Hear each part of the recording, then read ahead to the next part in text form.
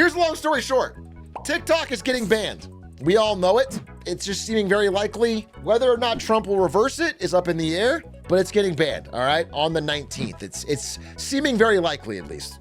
And originally, when it was gonna get banned, we all thought it was gonna be a thing where you just can't update it. It's out of the App Store, you can't update it, but you can still use it. But it seems like TikTok is kind of playing 3D chess here, and they're going to actually self-ban it. The idea is that when you open the app on the 19th, TikTok is going to block your access so that you get mad.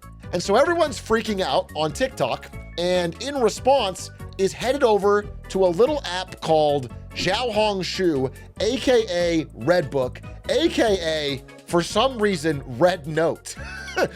Again, this is just a random name that I guess the English audience came up with and it just ran with.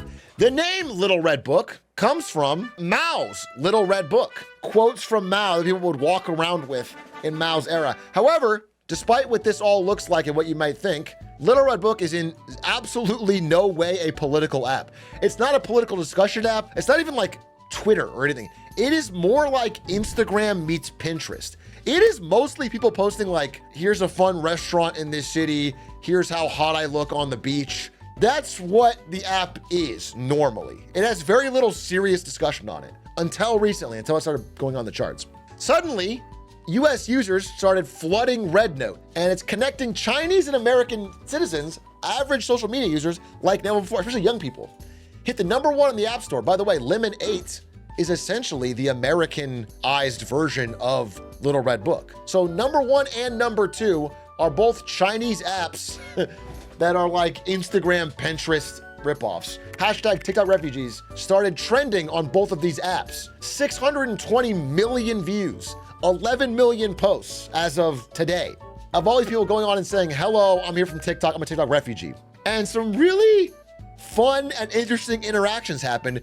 But first I went from the Chinese side because we had Stefik go and look at more of the Chinese side. And we got some art that kind of depicted from their side what's happening.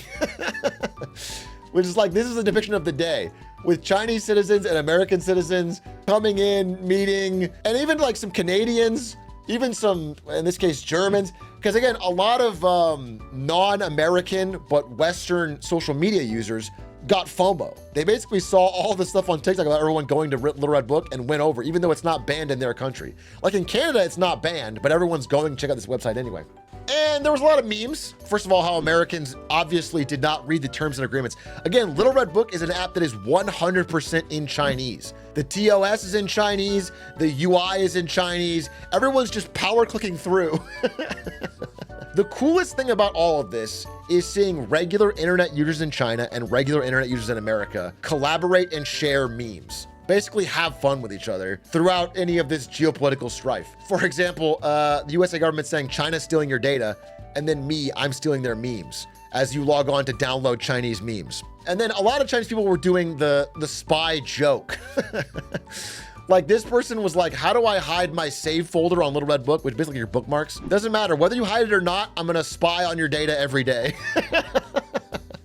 Which is great. I mean, a lot of Chinese people were leaning into the fucking spying on data joke. People were learning English. People were learning Chinese. Videos of people sharing how to say certain phrases and slang in Chinese or in English back and forth. Duolingo jumped in. Oh, now you're learning Mandarin. By the way, this is not just a joke, it's real. Number of people signing up to learn Mandarin spiked the second this happened. People are very easily able to make life decisions off a couple TikToks they saw. Get ready to learn Mandarin, buddy. I've got my book right here. And then one funny thing that I thought was pretty cute was the Chinese netizens created the cat tax, which is basically like, hey, if you're not from China and you're on this app, you have to post a cat photo first before you can be allowed to, to be a part of the conversation.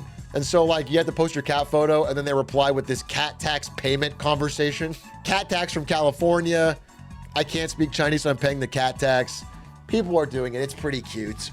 Then we got to the homework sharing. Hi, American people, please help my homework. I love you guys. And there was a lot of like people asking for help on their English homework, except, you know, these are TikTokers, not like our best and brightest. So some of them were like, I can't do this homework. Y'all's homework has me wondering if I actually know English. And then on the other side, This might sound racist, but it happened. It was a lot of people asking for help with math homework from Chinese kids.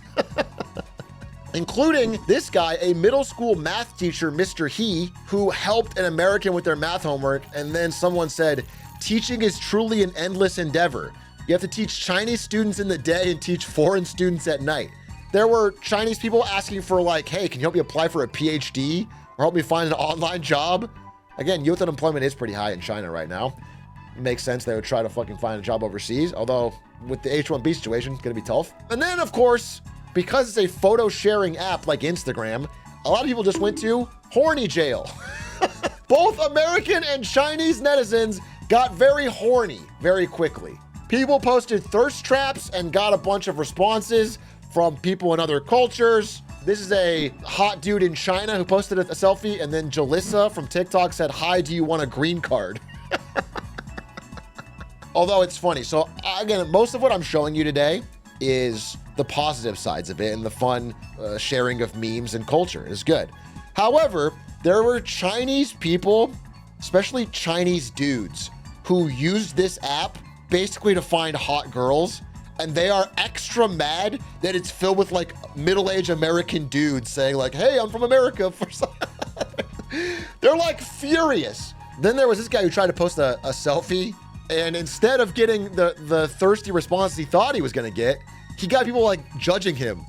You have anterior pelvic tilt. There's people just negging him. Then there was some sharing hobbies. Again, a lot of good feelings. It was like pretty nice to see people just talk about crocheting or little projects, or they all like F1. There's people sharing all sorts of memes. Then of course, there was the AMAs. And this is probably the most interesting part. There were Chinese citizens that were mad because they're like, hey, this app is literally 99.9% of the time just fun stuff.